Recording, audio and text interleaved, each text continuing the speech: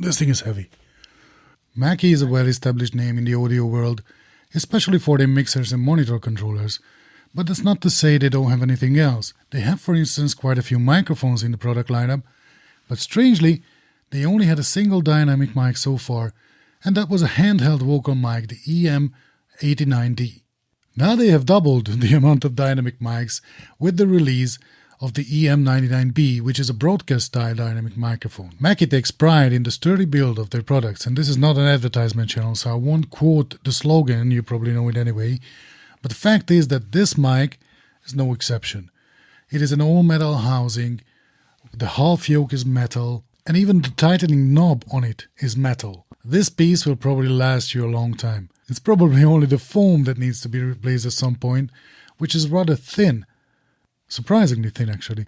But it still does its job well when it comes to plosive prevention. Put back the popcorn, pretty please. When it comes to the sonic characteristics, it is an end-addressed microphone that you will need to talk into the top of, and not to the side. And it also has a classic cardioid polar pattern, which is the most sensitive from the front and rejects most of what's coming from the side or from the back, which is very handy for recording environments that are not very well sound treated and have a lot of room reflections. And speaking of sensitivity, it is a way more sensitive mic than the usual dynamic mics are at minus 53 dB. In other words, it is a pretty loud microphone for a dynamic mic anyway.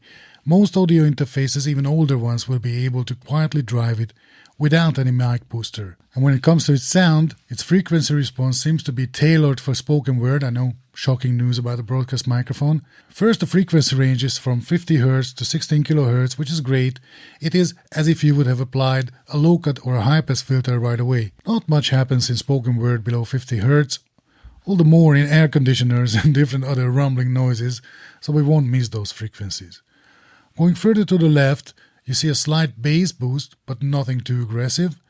Then you have an ever so slight scoop in the mids, which take away, hopefully, the nasal tones in your voice. And then there is quite a boost in the air frequencies, which emphasize clarity, articulation, and overall intelligibility of the voice. Also, there's not much more information left above 16 kHz for a dynamic microphone anyway, so that's alright to roll it off right there. And as expected, it sounds good as well. It's not overly boosted in the bass, it's a quite clear sounding microphone, it's very articulate, yet still warm. But is it the right choice? Let's see. As usual, I'll tell you my overall thoughts if you hit the like and subscribe to the channel.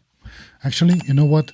No, I'll tell you anyway. Just like it if you liked it, and look at the other videos and decide for yourself if you want to subscribe. I'd be happy if you do so. Time for a conclusion. The sound is good. The build quality is excellent. But then we arrive to the price, which is a controversial topic when it comes to Mackie.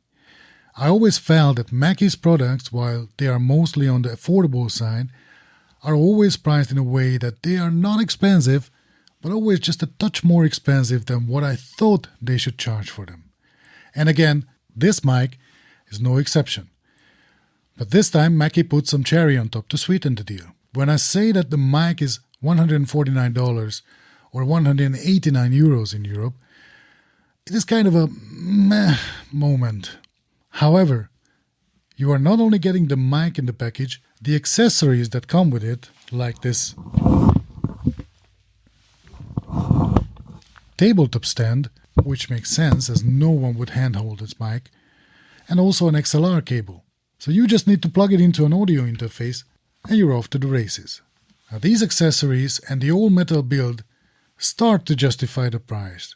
Still, it faces quite a tough competition from the Rode Procaster, the Shure SM57 with all accessories like a pop filter and a shock mount, the Shure 55SH Series 2, the Elvis mic, and the freshly released SE Dynacaster DCM6 with a 30 dB mic booster built in. But most importantly, it is the Shure MV7X, the pure XLR version of the MV7, which is also well below $200 or euros. Actually, wait a second. Here you go. Let's have a look. This is the Shure MV7, which is the USB XLR combo version of the MV7X, and while surprisingly the MV7X's XLR output is somehow sounds better than the XLR output of this more expensive combo version, you'll get the idea. This is how it sounds with no processing applied, just purely going through the XLR connection, and it also has a very sought after, slightly squashed Shure SM7B looks, and in Europe it is also cheaper than the Mackie EM-99B. Granted, you don't get any accessories with it other than the pop filter that you need to change anyway.